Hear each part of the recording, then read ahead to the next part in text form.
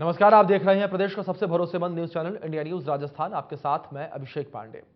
आप सभी का खास पेशकश बड़ी बहस में स्वागत है। मुख्यमंत्री अशोक गहलोत 10 फरवरी को बजट पेश करेंगे। इसके लिए सभी तैयारियां पूरी कर ली गई हैं। सीएम अशोक गहलोत ने इस बार के बजट को बचत, राहत और बढ़त की थीम दी है। मुख्यमंत्री अशोक गहलोत के आदेश पर प्रदेश भर में इस थीम का प्रचार भी किया जा रहा है और बजट की थीम बचत, राहत और बढ़त रखकर सीएम ने अपने इरादे जाहिर कर दिए हैं। इन तीन शब्दों से साफ है कि मुख्यमंत्री चुनावी वर्ष के बजट के पीछे क्या सोच रहे हैं और वित्त विभाग ने बजट को करीब 15 दिन पहले ही पूरा कर लिया था। इसके बाद 15 दिन से सीएम अशोक गहलोत से बातचीत हुई है, जो कि महत्वपूर्ण चीजें सामने आई हैं। उन्हें भी बजट में जोड़ लिया गया है। सीएम अशोक गहलोत ने विभाग के अफसरों को कहा है कि बजट की थीम के अनुसार आम लोगों के घर खर्च में बचत होनी चाहिए, उन्हें राहत मिलनी चाहिए और भविष्य के लिए रोजगार के साधन बढ़ने चाहिए। हाल ही में सीएम अशोक गहलोत ने कहा है कि कई मौकों पर सीधे सीधे संकेत भी दिए कि वह बजट की क्या थीम के पीछे क्या क्या करना चाहते हैं। ऐसा राज्य के राजनीतिक इतिहास में पहला मौका है जब किसी सीएम ने बजट से पहले बजट कैसा होगा और सरकार क्या चाहती है के बारे में बहुत सी घोषणाएं कर दी हों। दरअसल राजस्थान में यह साल चुनावी साल है, इसलिए बहुत सी लोक लुभावनी घोषणाएं तो संभव हैं। साथ ही सीएम लोगों के घर के बजट को संभालने सुधारने पर फोकस कर रहे हैं। राज्य का आने वाला बजट करीब 2,65,500 करोड़ रुपए का हो सकता है। सीएम अशोक गहलोत ने मार्च 2022 में जो बजट पेश किया था उसमें कुल राजस्व 2,14,977 करोड़ 23 लाख रुपए का था। इस राशि की तुलना में सरकार ने खर्चा तय किया था 2,38,465 करोड़ 69 लाख रुपए। यह घाटा राजस्थान के कुल जीडीपी का लगभग 4% रहा और राज्य सरकार ने करीब 23,000 करोड़ रुपए उधार लिए थे, तब जाकर खर्चों को संभाल पाए थे। अब बजट के लिए सरकार ने जो योजनाएं बनाई हैं उनके लिए लगभग 2,65,500 करोड़ रुपए की जरूरत पड़ेगी। इस बार राज्य बजट में प्रदेश की जनता की उम्मीदें 7वें आसमान पर हैं। राज्य सरकार सामाजिक सुरक्षा की योजना का दायरा बढ़ा सकती है। युवाओं, किसानों और महिलाओं को कई सौगातें मिल सकती हैं। सीएम अशोक गहलोत 1 लाख नई भर्तियां निकालने की घोषणा बजट में कर सकते हैं। इससे बेरोजगार युवाओं को बड़ी राहत मिलेगी और सीएम पहले ही स्पष्ट कर चुके हैं कि यह बजट युवाओं और छात्रों को समर्पित होगा और बजट में स्कूली शिक्षा, हायर एजुकेशन, स्पोर्ट्स और स्टेडियम स्टाफ, हॉस्टल, कॉलेज समेत युवाओं और छात्रों से जुड़ी कई घोषणाएं हो सकती हैं। किसानों के हित में कृषि बिजली कनेक्शन की पेंडेंसी खत्म करने, सिंचाई का पानी प्रदेश के 7 जिलों में दिन में उपलब्ध करवाने, खाद बीज की उपलब्धता बढ़ाने, महिला और दलित अपराधों पर लगाम लगाने और SC/ST मॉनिटरिंग, OBC और EWS के लिए स्कीमों में फंड बढ़ाने पर सरकार का जोर इस बजट में रहने वाला है। नए जिलों की सौगात भी जनता को मिल सकती है। इसी बीच सवाल उठते हैं कि क्या चुनावी साल में राजस्थान का बजट राहत, बचत और बढ़त देगा? सीएम गहलोत अपने जादुई पिटारे से क्या क्या सौगातें दे सकते हैं? ऐसे तमाम सवाल जो है वो इर्द गिर्द घूम रहे हैं।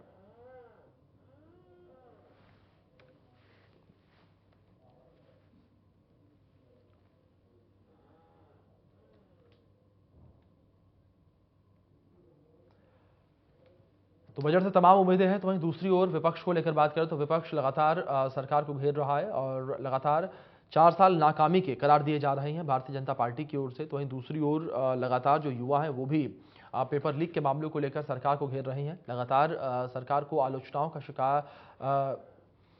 शिकार होना पड़ रहा है। जिस तरीके से युवाओं की ओर से पेपर लीक के मामले को जोर शोर से उठाया जा रहा है, लगातार युवा कह रहे हैं कि सरकार जो है, जो परीक्षाएं हुई हैं वो सही तरीके से आयोजित नहीं करवा पाई है। बार बार जो परीक्षाएं हैं, जो क्वेश्चन पेपर है वो लीक हुए हैं। इससे युवाओं का भविष्य जो है अंधकार में चला गया है। तो वहीं दूसरी ओर भारतीय जनता पार्टी को लेकर बात करें तो तमाम विपक्ष के नेता सरकार को घेर रहे हैं। लगातार उनकी ओर से सरकार को घेरने के विषय देखने को मिल रहे हैं। लगातार देख रहे हैं कि नेताओं की ओर से आंदोलन, विरोध प्रदर्शन जो है किया जा रहा है। बेरोजगारी का मुद्दा लगातार प्रदेश में सबसे बड़ा और सबसे अहम मुद्दा जो है वो बनता हुआ दिख रहा है। तो इस बीच आपको बता दें कि राज्य में बजट पेश होगा, राजस्थान का बजट पेश होगा और इस बजट से हर किसी को काफ़ी उम्मीदें हैं। उद्योगपतियों से लेकर जो आम लोग हैं उन्हें भी बजट से काफ़ी उम्मीदें हैं। जहां एक और आम जनता की निगाहें बजट पर टिकी हैं कि उन्हें राहत मिले इस बजट से, तो वहीं दूसरी ओर युवाओं की निगाहें इस बजट पर टिकी हुई हैं नौकरी को लेकर, तो वहीं दूसरी ओर छात्रों की निगाहें इस बजट पर टिकी हुई हैं। जो तमाम परीक्षाएं लीक हो रही हैं वो लीक ना हो, परीक्षाएं जो प्रदेश की शिक्षा व्यवस्था है वो बेहतर हो, उसको लेकर जो छात्र हैं उनकी निगाहें बजट पर टिकी हुई हैं। तो वहीं दूसरी ओर आपको बता दें कि तमाम विचार विमर्श के बाद बजट तैयार हुआ है और अब आपको बता दें कि जल्द ही पटल पर बजट रखा जाएगा।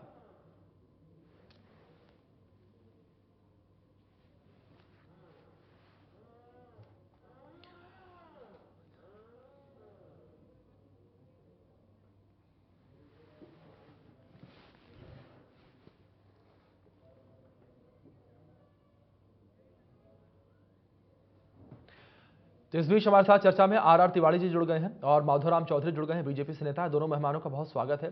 चर्चा की शुरुआत तिवारी जी आपसे ही करना चाहूंगा। जिस तरीके से बजट को लेकर तमाम चर्चाएं जो है वो देखने को मिल रही हैं, बजट से काफी उम्मीदें हैं, किन आधारों पर बजट तैयार किया गया? क्योंकि बजट से पहले भी तमाम बैठकें जो है देखी थी हमने और चर्चाएं जो है खुद सीएम अशोक गहलोत ने की हैं अधिकारियों के साथ।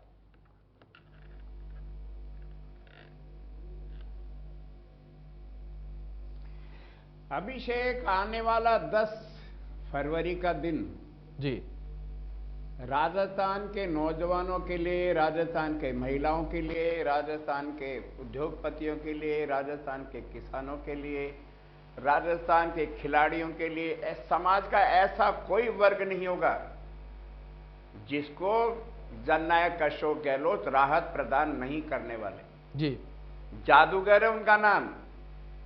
अभिषेक, पिछले 4 जो बजट पेश किए अशोक गहलोत जी ने, माधव सिंह जी जुड़े हुए हैं। भारतीय जनता पार्टी सदन से लेकर के सड़क तक उसके बारे में एक शब्द बोलने के लिए लालायित, वो बोल नहीं पाए पूरे 4 साल। ये तो 5वां बजट है अशोक गहलोत 3 का, इसके बाद चुनाव आएंगे।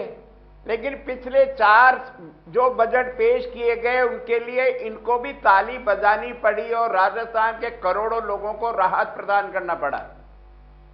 जादूगर है उनका नाम।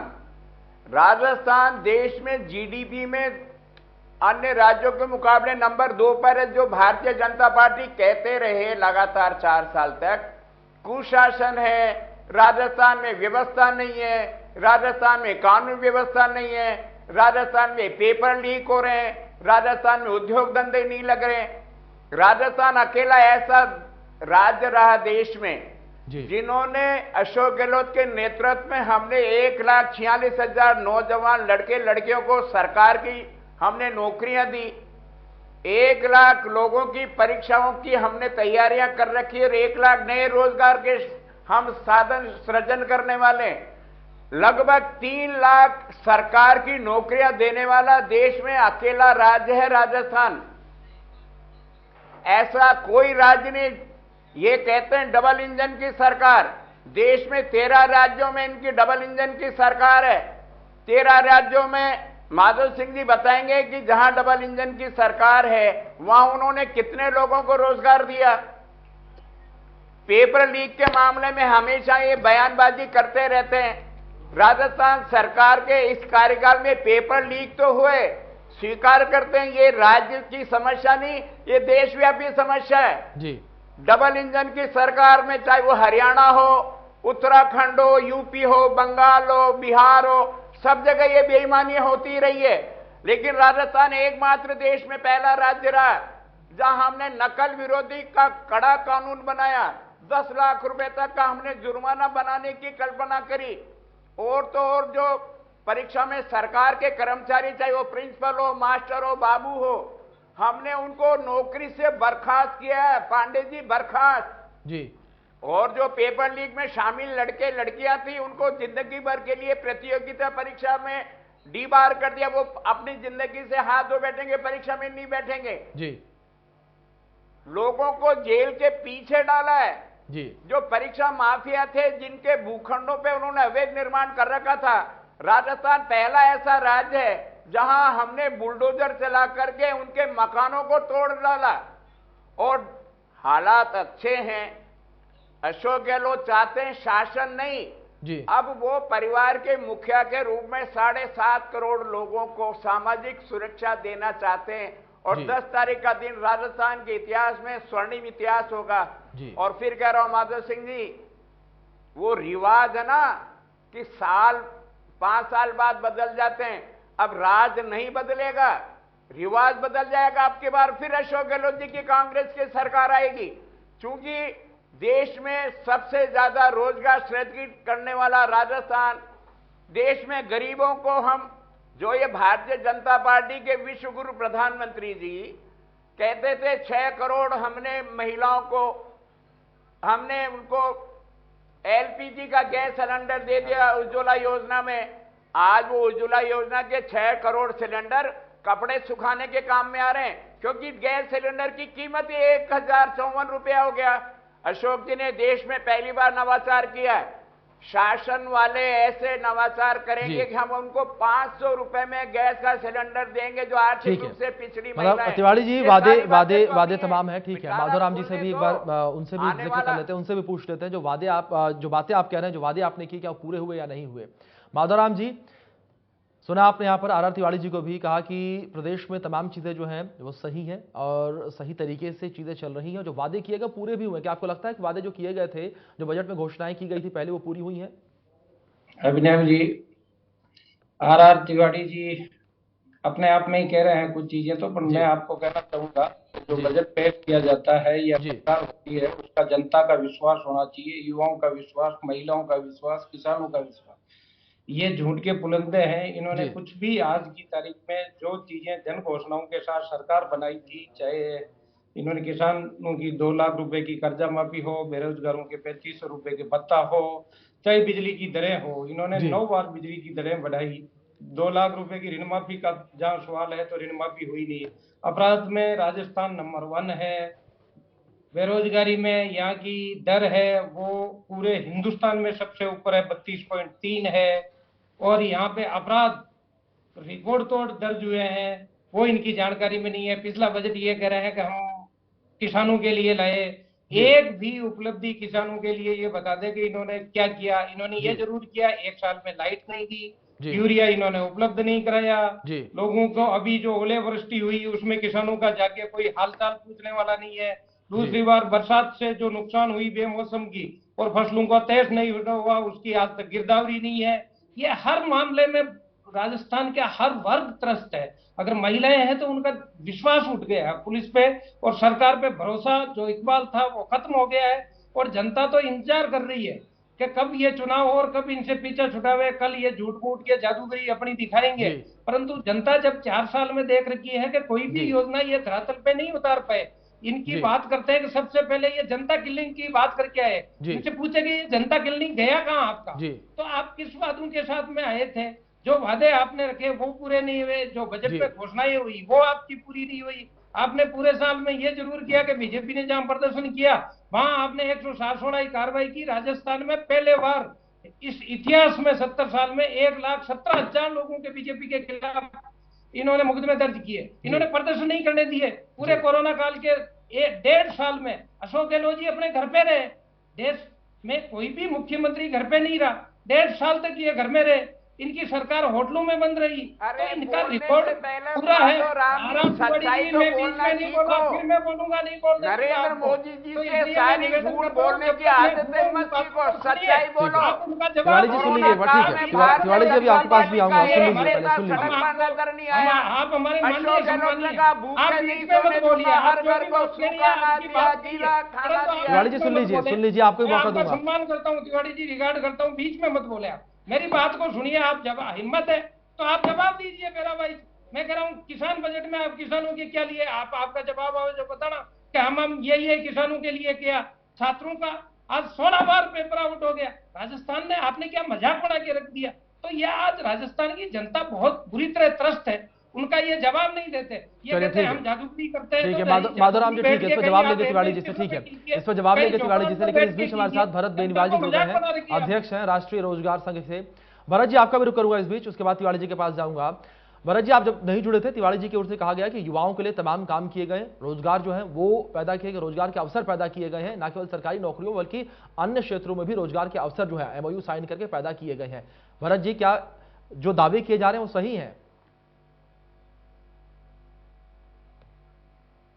जी सर, देखिए दावे जो किए जा रहे हैं वो गलत इसलिए हैं जी। क्योंकि सर जो इन्होंने साफ साफ कहा कि भाई हमने भर्तियां निकाली, चलो अच्छी बात सर, आपने 1 लाख से ऊपर भर्तियां निकाली है, 1.25 लाख के करीब भर्तियां हैं, अच्छी बात है। हमने काफी आंदोलन भी किए थे पूर्व में, जब ये विपक्ष में बैठा करते थे इन्होंने आश्वासन भी दिया था कि 4 से 5 लाख नौकरियां हम अगली सरकार में देंगे।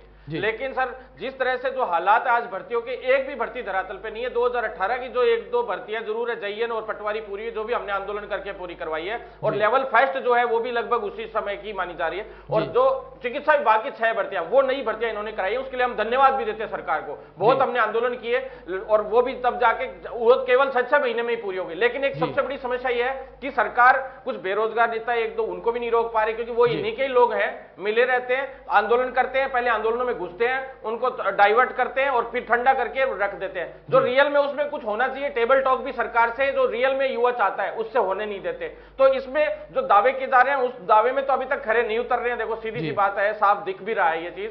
लेकिन जो पेपर लीक और फर्जीवाड़ा हो रहा है उसकी वजह से जो युवाओं को रोजगार मिलना चाहिए वो भी नहीं मिल पाया है। आप देखिए एक भी भर्ती में ज्वाइनिंग नहीं हो पाई है। 1 लाख से ऊपर भर्तियां निकाल दी, अच्छी बात, लेकिन अब तक ज्वाइनिंग नहीं हो पा रही है, जबकि 3 से 4 लाख भर्तियों की बात हुई थी। अब चिकित्सा विभाग की आप बात ले लीजिए, चिकित्सा विभाग सबसे अहम महकमा है जिसमें कोविड के दौरान सबसे मजबूती उसने दिखाई और ऐसे ऐसे लोगों ने सेवाएं दी, लेकिन उनको आज तक भी कोई उनका तंत्र नहीं है कि उन लोगों को कुछ आगे मिलेगा। साथ में जैसे हम लोगों ने अब इस बजट में मांग करी है सरकार से कि भाई जो कानून बनाना है, जैसे फास्ट ट्रैक न्यायालय का गठन होना चाहिए, जिससे 40 दिन के अंदर अंदर जो भी लोग हैं, जो मुलजिम है तो उस पर दोष है तो दोष साबित होके और उसका डिसीजन आके उसकी, ताकि उसकी जमानत ही नहीं हो। दूसरा, बाहरी राज्यों का कोटा तय हो। तीसरा जो है, नई जो भर्तियां हैं जैसे चिकित्सा विभाग की है तो मेडिकल ऑफिसर है, सीएचओ की नई और भर्तियां हैं, साथ में नर्सिंग ऑफिसर की जो नई भर्तियां कम से कम 7 से 8 हजार पद है। जितनी भी भर्तियां है चिकित्सा विभाग की, lab technician, radiographer, ECG technician, dialysis technician, dental technician, cath lab technician, खूब सारी भर्तियां हैं, ओटी टेक्नीशियन सभी।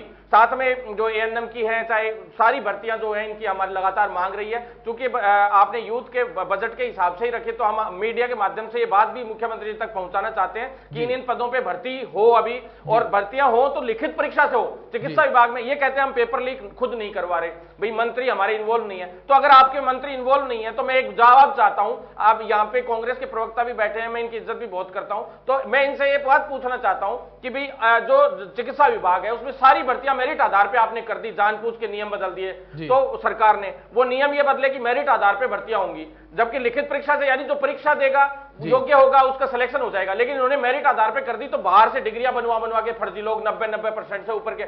एसओजी में 3 मुकदमे दर्ज है, तीनों मैंने मेरे नाम से दर्ज है, मैंने करा रखे हैं भरत बेनीवाल नाम से। और सर मैं आपको कह रहा हूं कि सरकार जब सामने खुला फर्जीवाड़ा कर रही है तो सर पेपर लीक में इनके लोगों का इन्वॉल्वमेंट होगा कि नहीं होगा, आप खुद सोच सकते हैं। ठीक है भरत जी, जवाब तो ये कह रहे हैं भी नहीं है तो ऐसा नहीं हो सकता। दूसरा, जो शिक्षा विभाग है, first, second grade, third grade शिक्षकों की भर्ती, अनुदेशक की भर्ती, नई भर्तियां भी आनी थी। इन्होंने बोला था हमने भर्तियां 10,000 अनुदेशकों की भर्तियां पूरी करनी थी, वो भी 7,000 पूरे नहीं हो पाए, तो नई भर्ती निकाले। साथ में टेक्निकल विभाग, विद्युत विभाग है, उसमें भर्तियां जैसे टेक्निकल हेल्पर की हो, जईएन की हो, पंचायती राज जईएन की हो, पंचायती राज विभाग में, या नई जितनी भी भर्तियां हैं चिकित्सा विभाग से लेकर शिक्षा, टेक्निकल और अन्य विभागों में, चाहे वो आईए की हो, ठीक है भरत जी, एक बार जवाब ले लेते तिवाड़ी जी से इस पर। प्रोफेसर, ठीक है, आर तिवाड़ी जी से जवाब ले लेते हैं इस पर। भरत जी ठीक है, तिवाड़ी जी आपने सुना है भरत जी को किस तरीके से जहां आप लोग दावे कर रहे हैं लेकिन उन दावों को आईना दिखाते हुए नजर आ रहे हैं भरत जी, लेकिन वही दूसरी ओर जहां एक तरफ आप अशोक गहलोत को जादूगर कह रहे हैं, तो ये जादूगरी यहां पर नजर नहीं आ रही।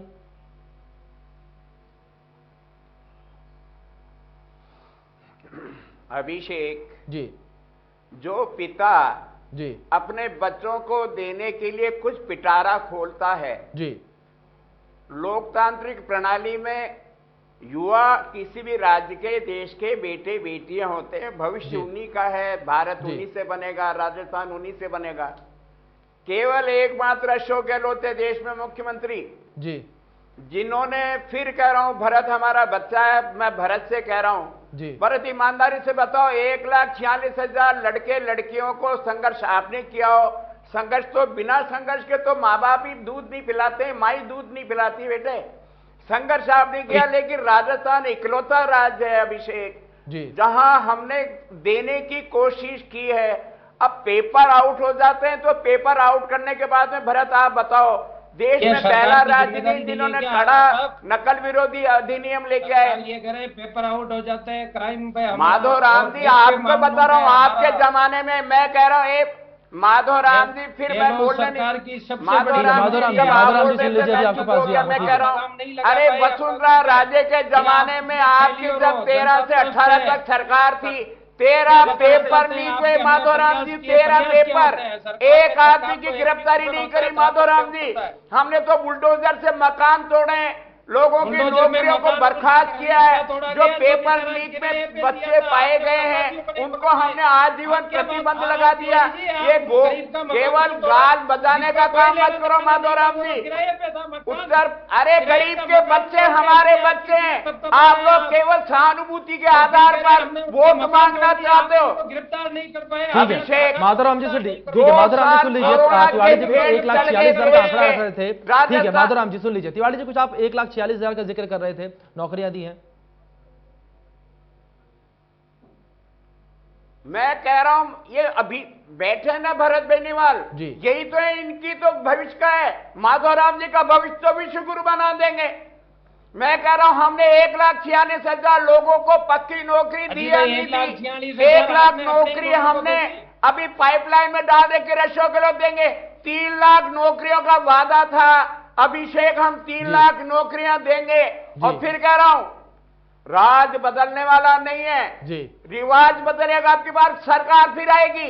ये थोथे गाल बेचने वाले माधव राम जी वसुंधरा राजे जी के जमाने में वो 5 साल में 13 परीक्षाएं लीक हुई थी, पेपर लीक हुए। आप एक आदमी का नाम बता दो जिसको आपने गिरफ्तार किया हो, आप कोई कड़ा कानून लेकर के आए हो। अरे आपके जमाने में तो जिन्होंने पेपर टीपा 80 लोग पुलिस की नौकरी में चढ़ गए, पेपर लीक करने वाले नहीं, जिन्होंने पेपर देख करके परीक्षा दी, सरकार ने उनको नौकरी में रख लिया। ठीक है भरत जी क्या ये 1,46,000 नौकरियां मिली हैं जिसका जिक्र कर रहे हैं तिवारी जी? ये दावा नहीं है, ये सबूत है पूरे राजस्थान में। 1,46,000 नौकरियां तो नहीं मिली हैं सर, लेकिन लगभग 1 के करीब तो हैं, लेकिन मिली नहीं है सर, वो धरातल पे नहीं हुई। एक तो देखिए 15 से 16,000 जो रीट लेवल फर्स्ट है, एक तो वो भर्ती हुई है सर, दूसरी उसमें भी अभी तलवार लटक रही है, क्योंकि सर लेवल सेकंड और लेवल फर्स्ट का पेपर एक ही जगह से हुआ था, और एक ही जगह से यूं कह रहे हैं लेवल सेकंड का चोरी नहीं हुआ, फर्स्ट का चोरी हो गया, तो वो भी एक बड़ा इश्यू सामने आ रहा है। और इश्यू सामने क्या था, वो उसमें भी फर्जीवाड़ा हुआ था, लेकिन सर बड़े स्तर पे हुआ था, लेकिन उसका ओपन नहीं हो पाया मामला। फिर भी सर दूसरी जो भर्ती देखे अपन, तो आप देखिए पटवारी जयन, ये तो 2018 की वैकेंसी, लेटेस्ट में सर कोई वैकेंसी जो पूरी नहीं हुई, अनुदेशक वाली पूरी होने जा रही थी या वीडियो की भर्ती है, इन दोनों की अभी ज्वाइनिंग अटकी हुई है। प्रयोगशाला सहायक है तो उसका रिजल्ट आना बाकी है। जो वैकेंसी इन्होंने 1,10,000 तक गिना रहे ना, 1 लाख तक सर, ये लगभग जो है पूरी होने की अभी तक संभावना नहीं है। एक तरफ सर सरकार कह तो खूब रही है कि हमने ये कर दिया वो कर दिया, लेकिन सर देखिए आप देखिए दूसरा संविदा, यूं कह रहे हैं संविदा वालों को हमने परमानेंट कर दिया, उनसे बड़ा मजाक तो शायद किसी के साथ राजस्थान में हुआ ही नहीं है। आप देखिए अभी भी विधानसभा घेराव चल रहा है उन लोगों का सभी का, और चूंकि सीएचओ फेडरेशन के संरक्षक होने के नाते मैंने भी बहुत जबरदस्त तरीके से मांग करी है कि कम्युनिटी हेल्थ ऑफिसर्स को परमानेंट करने का इन्होंने वादा किया था। इन्होंने कहा केंद्र सरकार से आप लिखवा लो, क्योंकि उसमें 60-40 का रेशियो होता है, केंद्र से का 60% और राज्य 40%। केंद्र सरकार ने अपनी तरफ से परमानेंट का लिख के भी दे दिया, और 5 साल बाद परमानेंट का वादा भी था उनको।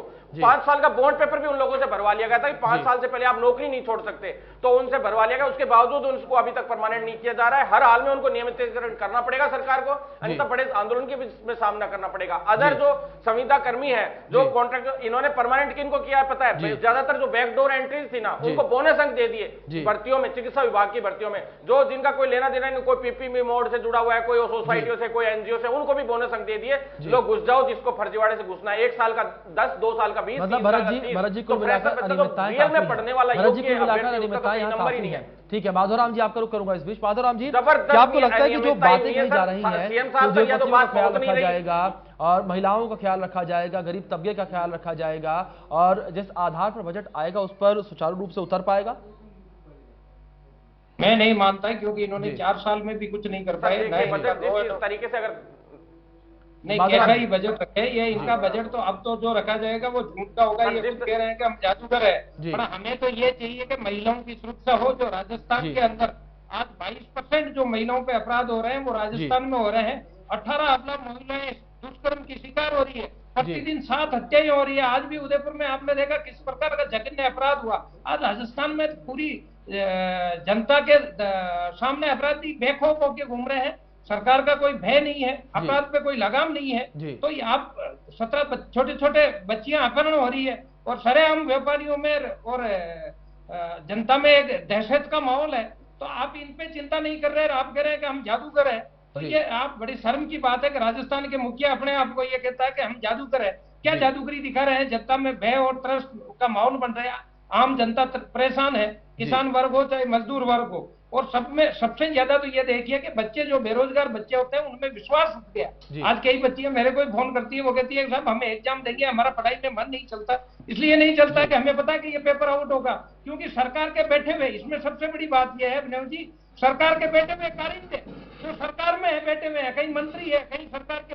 अरे किरोड़ीलाल मीणा से मिले थे माधवराव जी, भारतीय जनता पार्टी के सबसे वरिष्ठ नेता, राज्यसभा के सांसद, किसी भी सरकारों में नहीं हुआ है। किरोड़ीलाल मीणा करा भारतीय जनता पार्टी आंदोलन करना नहीं चाहती, और मैं अगर आंदोलन करना चाहता हूँ तो हमको रोक दिया जाता है। भारतीय जनता पार्टी और किरोड़ीलाल मीणा आपस में बैठ के तय तो करो। जैसे राजीव गांधी पाठशाला खोली, उसमें टीचर नहीं लगे। आज इनकी जो घोषणाएं हो रही है स्कूलों की, आज बच्चे पैदल मार्च कर रहे हैं, स्कूलों में ताले लगा रहे हैं, तो इनकी झूठी घोषणाओं का क्या बढ़ता है? स्कूलों में अध्यापक तो लगाइए, आप कम से कम आप अध्यापकों की व्यवस्था करिए पढ़ाने की। आप स्कूलें खोलते जा रहे हैं, स्कूलों में कोई व्यवस्था नहीं है, बिल्डिंगें नहीं है। आप पिछली बार कृषि महाविद्यालय खोले आपने राजस्थान में 27। आर तिवारी जी आज भी बता दीजिए आप। मतलब माधवराम जी कुल मिलाकर वादे जो है सारे खोखले हैं। ठीक है माधवराम जी, कुल मिलाकर वादे जो है खोखले। तिवारी जी आपका रुख करूंगा और बात थोड़ी सी सुरक्षा को लेकर भी करूंगा। जिस तरीके से माधवराम जी ने जिसका जिक्र किया, ये बड़ा इशू है अपने आप में राजस्थान में, क्योंकि अगर सुरक्षा व्यवस्था ठीक नहीं रहेगी, चाक चौबंद नहीं रहेगी, तो क्या आपको लगता है कि जो उद्योगपतियों को आप बुलाते हैं, MOU साइन होते हैं, तो क्या वो उद्योग लगाने आएंगे प्रदेश में? क्योंकि उद्योगपति भी ये चाहते हैं कि जिस प्रदेश में अपना उद्योग लगाए वहां पर कानून व्यवस्था ठीक हो।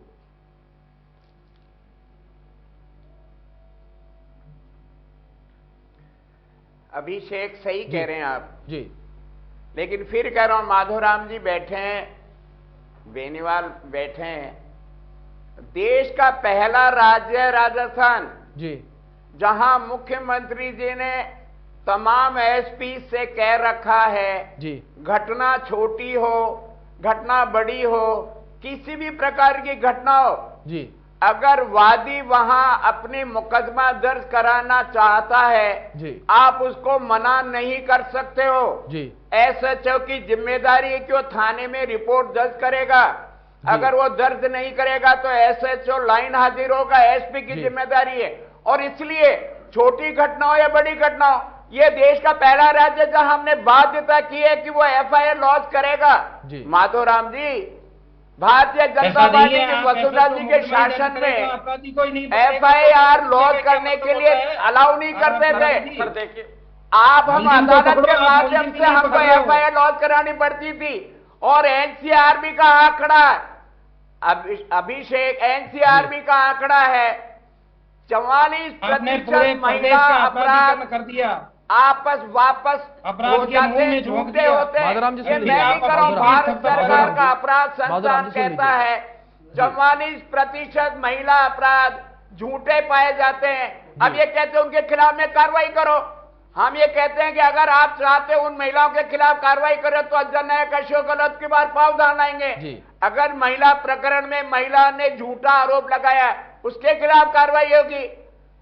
आंकड़े बढ़ गए, स्वीकार करते हैं, लेकिन वो FIR लॉन्च कराने की बाध्यता है महिलाओं के प्रति। तिवारी जी यहाँ आंकड़े बढ़ गए, ठीक है तिवारी जी यहाँ आंकड़े बढ़ गए क्योंकि केस दर्ज किए जा रहे हैं, FIR दर्ज की जा रही है इस वजह से।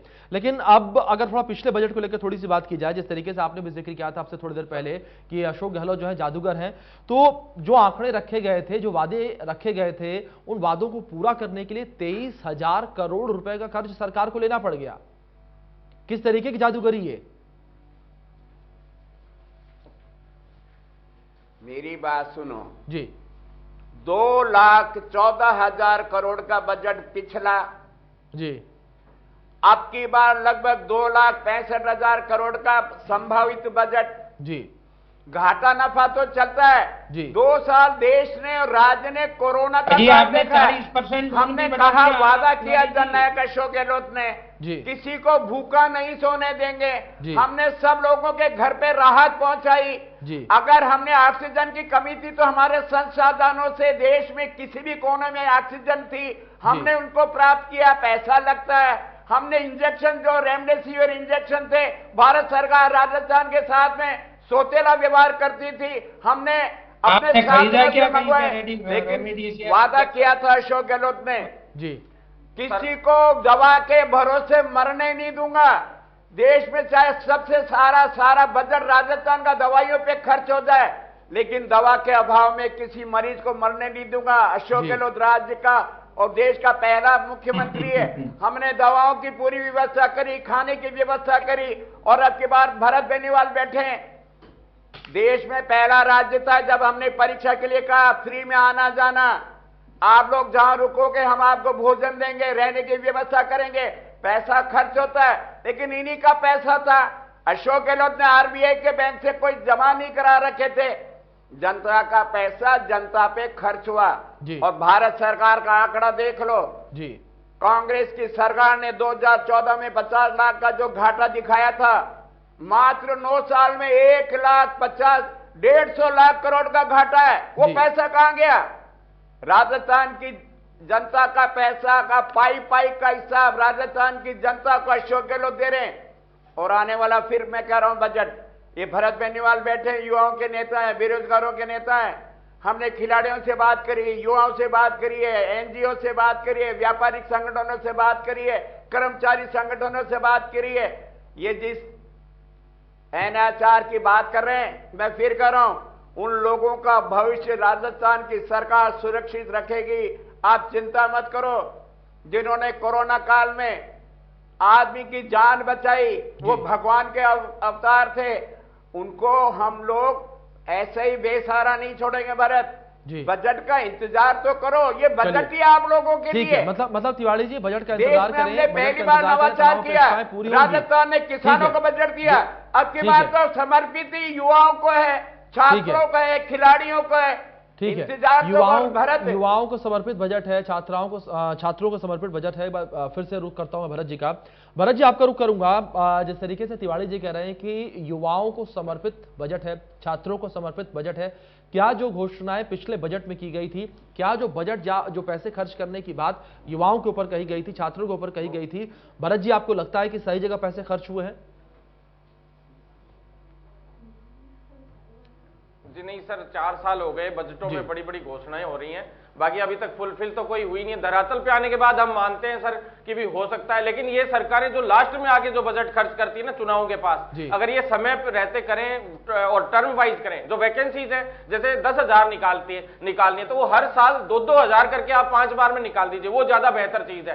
तो युवा जो है सर बहुत ज्यादा त्रस्त है। सबसे ज्यादा आपने आज आंकड़ा देखा होगा न्यूज़पेपर में, मतलब सबसे ज्यादा आत्महत्याओं के जो मामले हैं स्टूडेंट्स के साथ हो रहे हैं, बहुत ज्यादा सर। स्पेशली कोचिंग्स के लिए इस तरह के एक्ट भी बनेंगे, और साथ में युवाओं के लिए भी कुछ ना कुछ इस तरह का होना बहुत जरूरी है, चाहे बेरोजगारी भत्ते का ही सहारा हो या सर ये मैं नहीं कहता सरकारी नौकरी आप दीजिए, आप प्राइवेट सेक्टर को भी डेवलप करके और डेवलपमेंट के हिसाब से उनको प्राइवेट सेक्टर में भी रोजगार दीजिए। साथ में जो है रोजगार के साथ साथ जो जैसे अब वृद्धों के लिए भी सर हम तो मांग करते हैं कि भी सर बुजुर्ग जो है उनकी भी बहुत बुरे हालात है, और सर उनके लिए भी कोई ना कोई स्पेशल इनको बजट अच्छा सा देना चाहिए इस बजट में। साथ में किसानों की भी हालत यही बहुत खराब है, क्योंकि हम युवा सारे के सारे, बुजुर्ग तो हमारे आखिर किसान ही है सर, तो युवाओं के हिसाब से भी जो है आज किसानों के हिसाब से भी बहुत बुरे हालात है। राजस्थान के 1, 2, 3, 4, 5, 6, 7, 8, 9, 10 गिनते ही राहुल गांधी जी ने कहा था कि हम वो ऋण माफ कर देंगे, आज तक शायद वो भी नहीं हुआ। सबसे बड़ा तो सर हमने अभी मैंने प्रेस कॉन्फ्रेंस भी की थी 3 दिन पहले, सर क्राइम का जो सबसे बड़ा इशू है आज राजस्थान का नंबर 1 पे है सर, बेरोजगारी की वजह से ये क्राइम बढ़ रहा है। और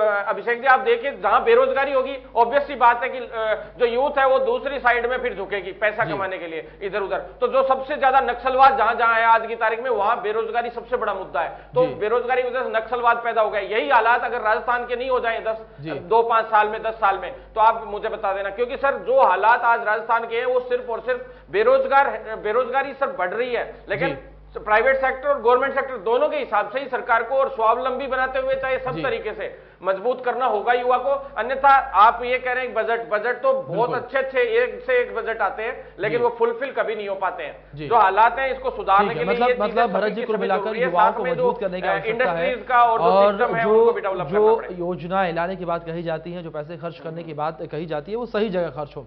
माधोराम जी, आपका रुख करूंगा आप, और जिस तरीके से बजट से अपेक्षाएं काफी कुछ की जा रही हैं, आपकी क्या अपेक्षाएं हैं बजट से?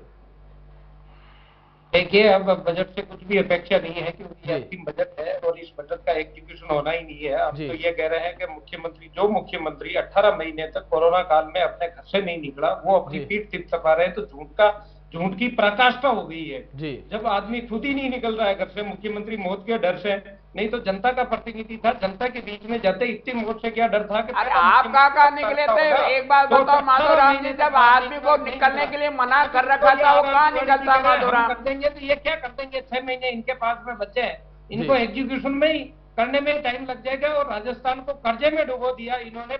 आज 4.5 लाख करोड़ का जो 40% इन 5 साल में, पिछले 70 सालों में जो उधार लिया, उसका 40% अभी लिया है इन्होंने उधार। और ये पैसा कहाँ जा रहा है? नया एग्जीक्यूशन हो रहा है इनका। तो इन्होंने किस प्रकार सरकार को कर्जे में डुबो दिया, सरकार का जनता से अविश्वास हो गया।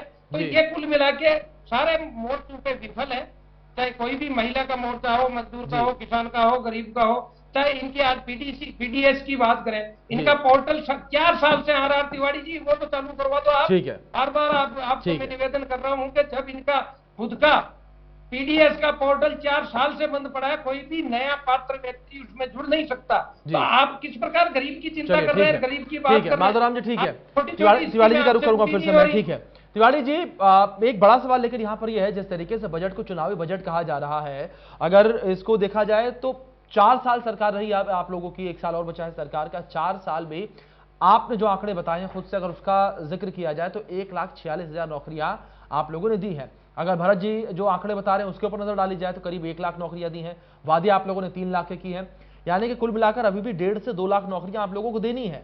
4 साल में 1 से 1.5 लाख नौकरी, क्या 1 साल में 1.5 लाख नौकरियां दे पाएंगे आप?